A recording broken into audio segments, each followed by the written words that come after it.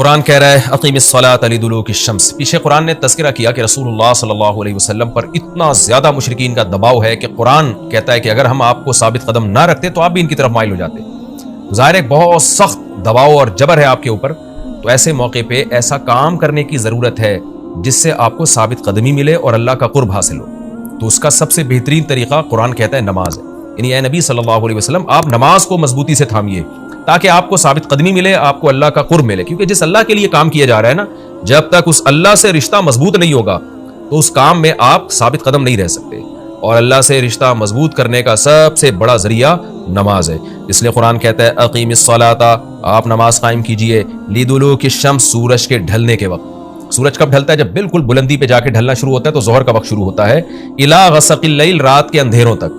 یعنی اس میں 4 نمازیں آ گئیں. سورج جب ڈھلتا ہے نا، بالکل بلندی پر ہوتا ہے، تھوڑا سا ڈھلتا ہے ظہر کا وقت، مزید ڈھلان پیدا ہوتی ہے عصر کا وقت، مزید ڈھلتا ہے مغرب کا وقت، اور پھر الی غسق اللیل سورج تو غائب ہو جاتا ہے مغرب کے بعد، پھر رات کے اندھیرے میں یعنی عشاء کا وقت. وقرآن الفجر، اور فجر کے وقت میں، فجر کے تلاوت کے وقت میں. تو قرآن میں اشارہ کر دیا کہ اصل تلاوت کا وقت ہے ہی فجر کا. آج بعض اماموں کو ہم نے دیکھا فجر میں بڑی مختصر تلاوت کرتے ہیں، یہ بالکل غلط ہے.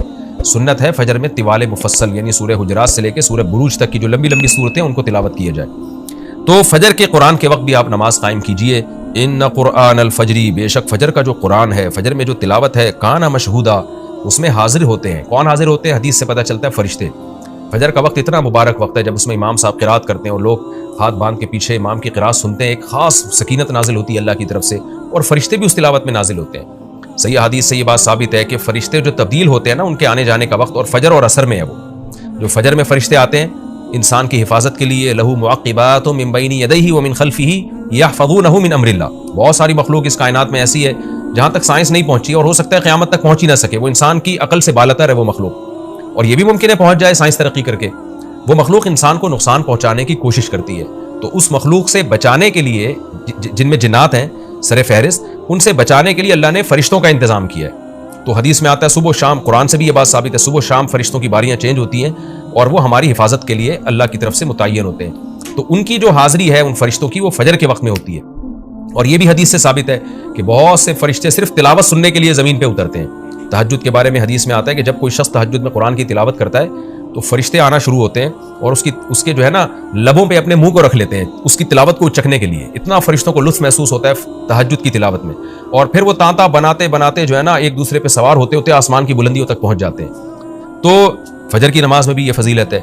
تو آگے اللہ فرماتے ہیں کہ اللہ نے فجر کی نماز کی فضیلت کو بیان کیا. آگے اللہ فرماتے ہیں وَمِنَ اللَّيْلِ، یہ تو 5 نمازیں ہو گئیں، یہ تو ساری امت پہ فرض ہیں، لیکن رات کے کچھ حصے میں فَتَہَجَّدْ بِهِ کا مطلب اس حصے میں آپ نے تہجد پڑھنی ہے نافلۃ لک، اے محمد صلی اللہ علیہ وسلم. یہ آپ کے لیے اضافہ ہے. کیا مطلب؟